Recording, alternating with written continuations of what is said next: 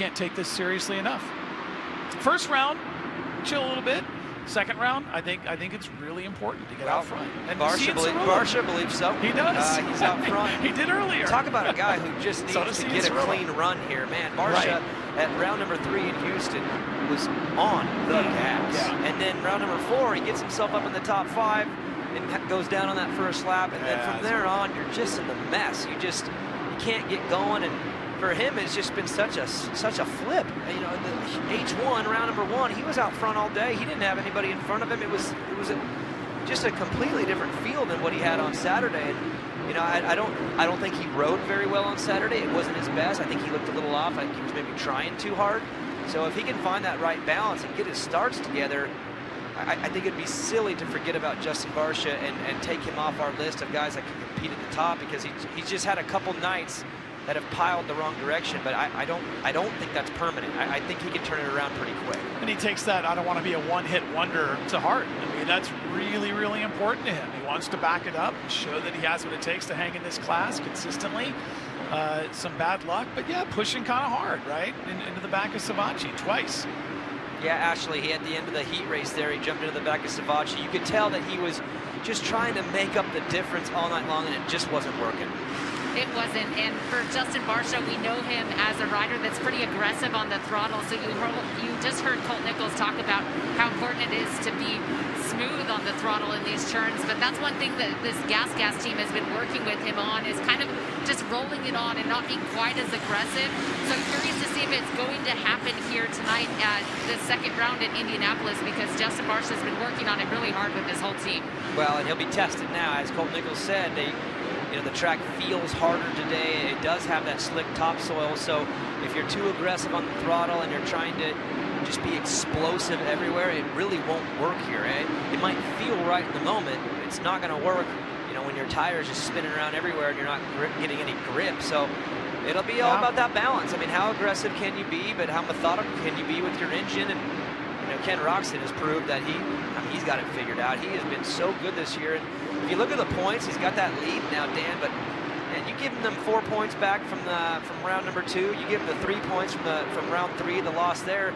Give him an extra 7, and I mean, he's double-digit up. So it's, again, the points are what they are, and it is what it is. Of course. But his riding, the way he's been riding the bike, has him in a double-digit points lead. That's where he could be without those little issues. That's how good he's been. It's lights-out riding for him right now. He's putting it all together. Like I said, that mental game, very important, keeping your head straight. And when problems come up, yeah, it's okay. You're going to get frustrated, granted, but how do you let it eat away at you? He talked about changing his whole program, his whole attitude. He talked about dropping his ego, right? And only he really knows what that means, but I think we can all relate to that. Dropping your ego, that I know what's best, I can do everything, and listening to your team, listening to the people around you, and trying something different, right? If it's not working, you've got to mix it up, and I think that was a problem for him. As great as he is, getting the championship is a goal, and if you're not in that fight and you're not in that race, you need to change it up, and that's what Ken Roczen has done. 47.4 puts him number 2 behind Adam Cincerello, and I think with Roczen over the years, just from a mental side, I think things got to him a lot. You know, when things went wrong, it got to him, and he was mad, and then it spiraled, and he's just got this attitude this year like, hey, it's all good. Yeah. Like, I'm living a great life, and I wonder if it really comes down to, you know, the birth of his son, just giving him that different viewpoint that, hey, no matter how bad things can be on a night, if you lose 4 points, whatever, life is good. And I think if you have that attitude, you can get past the hurdles a little bit quicker, and it's obviously working. Look at Tomac having a daughter. And then a championship. I don't know. There's something there. I think that's part of it. And the other thing you mentioned about getting over things, Savatgy talked about riding out of spite and being passed over for certain rides and his anger and his spite. He said, yeah, a little slippery there for the number 9. But riding out of spite, riding out of anger, carrying that hate, it can fuel you to a point, and then it can start to destroy you and take you the wrong way. Savatgy was like, hey, man, I'm not just doing it out of spite. I'm doing it for myself, and I'm doing it for my child and my wife and my family. And it did change for Savatgy. Honestly, Dan, riding with bitterness can work on one night. it cannot sustain over months, and you've got to have a different approach. I'm seeing Jason Anderson at the bottom of the board, and he is out. Ashley, do you have something? I don't have an update. I did see Dr. Bodner from the Alpine Stars walk up to him, and he gave him a thumbs up, but then he looked like he might go out from the mechanics area right here by the start gate. He turned around and headed out the tunnel, so my guess is he's going to sit this one out for the remainder. We'll see if he comes out for qualifying session number 2. I don't believe he got a very good lap in yet. No, it doesn't even look like he got a 52.2, which I mean, that's not anywhere in range of where he's at. So no, he did not get a good lap. We'll have to keep an eye on Jason Anderson as the night moves on, or as the day moves on. Cooper Webb blitzing the whoops on the far left. I like it. Again, you got to have both options ready. We know he can jump the whoops. He's probably one of the best at it. But for him, you got to be able to do both. That's something that he has worked on. And there'll be different moments of different races where you might need to go to that, Dan. Sometimes you got to blitz. You can't jump. Sometimes you can get right to the jumping, and for Cooper Webb, he realized you got to have both in the toolbox, and he does now. I've heard him credit his championship to that, to having trouble in the whoops, especially in the 450 class, making that move, and the speed that comes with being on the 450 class, and then transferring that into the whoop section. And he really worked hard at the Baker's Fact. He really worked hard to get his whoops under control, jumping, blitzing, and it worked. And that's where his whole riding went to a totally different level. After he wound up really figuring out what to do, how to do it, and to do it at a high speed. 47.1 for Webb on that last lap. Yeah, Salt Lake City last year on our 7-round residency in Salt Lake is where I really saw Webb just get to that next turn the page on the whoops. Roczen did a 46.7, so he got to the top there past Cincerello. Malcolm Stewart sitting in third with a 47.0, and for Malcolm, it's been quiet but good. He's been riding very well.